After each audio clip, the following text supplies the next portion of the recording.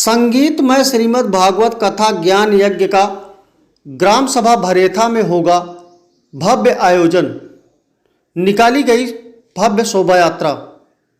संगीतमय श्रीमद् भागवत कथा ज्ञान यज्ञ दिनांक 24 फरवरी 2023 दिन शुक्रवार से 2 मार्च 2023 गुरुवार तक ग्राम सभा पूरे सूचित भरेथा में आयोजन किया जाएगा।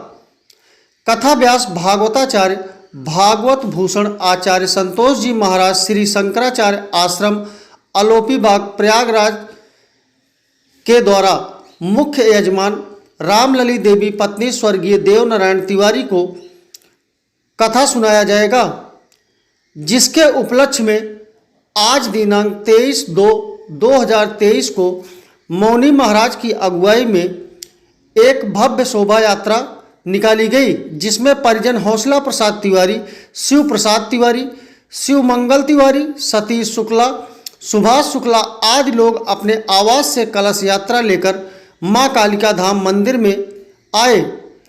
इस मौके पर ब्लॉक प्रमुख भेटुआ आकर शुक्ला, भाजपा मंडल अध्यक्ष जयप्रकाश तिवारी, कांग्रेस किसान प्रकोष्ठ जिला अध्यक्ष ओम प्रकाश दुबे, ग्राम प्रधान भौसिंहपुर रज्जू उपाध्याय आदि विशिष्ट लोग इस शोभा यात्रा में मौजूद रहे। महाराज जी, आपके द्वारा आज शोभा यात्रा निकाली गई है, किस उपलक्ष्य में निकाली गई है? यस्या प्रभावमुतुलं भगवानंदो ब्रह्मा हर्ष नहीं वक्तु बलम बलम च। संसार जगत की जो आदि माया भगवती है, कलौ चंडी विनायको देवी भागवत में वर्णन आता है कि कलयुग में 2 प्रत्यक्ष देवता हैं जो मृत्युलोक में विराजमान रहते हैं। उसमें भगवती चंडिका और महाराज गणेश जो साक्षात शिवत्व है, वो आज भी कलयुग के अधिष्ठात्र देवता हैं। श्रीमद् भागवत की दिव्यतम कथा के पूर्व सनातन धर्म की परंपरा है कि हम शोभा यात्रा और कलश यात्रा निकाल करके धर्मो रक्षित रक्षितः, जो जब धर्म की आप रक्षा करेंगे तो धर्म आपकी भी रक्षा करेगा। इस संकल्प को पूरा करने के लिए यानि कानि च पापानि जन्मांतरकृतानि च तानि सर्वाणि नश्यन्ति प्रदक्षिणां पदे पदे परिक्रमा करते हैं।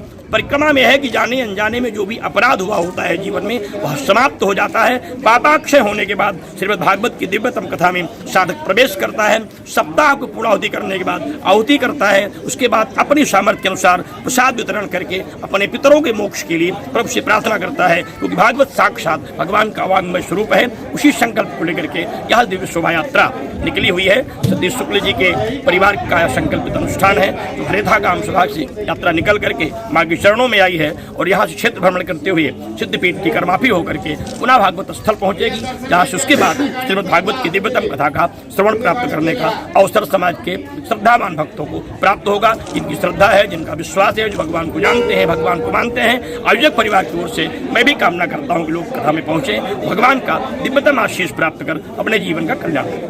महाराज जी, स्वामी प्रसाद मौर्य ने रामचरितमानस पर एक टिप्पणी की है, उस पर आपका क्या बयान है? देखिए, स्वामी प्रसाद मौर्य पागल व्यक्ति है, जिसको कुछ पता ही नहीं है। ढोल गवार शूद्र पशुनारी सकल ताड़ना के अधिकारी। मैंने कम से कम 20 मंचों से सारे राष्ट्रीय चैनलों पे मैंने बोला और मैंने शास्त्रार्थ चुनौती दी। मैंने कहा कि ढोल गवार को नहीं देना चाहिए, पहले उनको ज्ञान हो शास्त्रार्थ के लिए। ढोल गवार को देंगे तो फूट जाएगी। कहा शूद्र कौन है? कहा जिसको अपनी ही क्षमताओं का ज्ञान ना हो।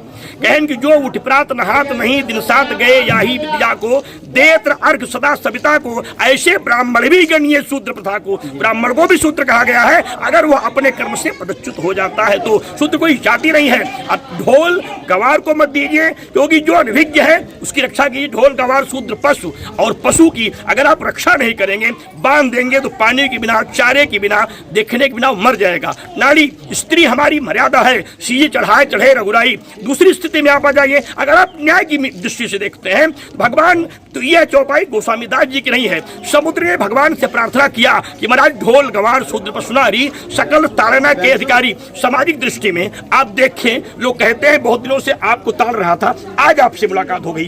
ताड़ना का मतलब जानना होता है। रामचरितमानस अवधी भाषा में लिखा हुआ है, इसलिए ताड़ने का जो संकेत है वह जानने से है, ना कि प्रताड़ना से है। लेकिन जब कोई व्यक्ति धर्म का विरोध करने को उतर आए और वो स्वयं बौद्धिस्ट है, उन्हें धर्म का ज्ञान है, न समाज का ज्ञान है, न संस्कृति का ज्ञान है, वह अपनी कुर्सी के लिए पागल हो गए हैं। ऐसे व्यक्ति थोड़े दिनों में भगवान की कृपा से अस्त हो जाते हैं। इन लोगों का पतन होना सुनिश्चित है। हुए कर्मों का दंड देगा।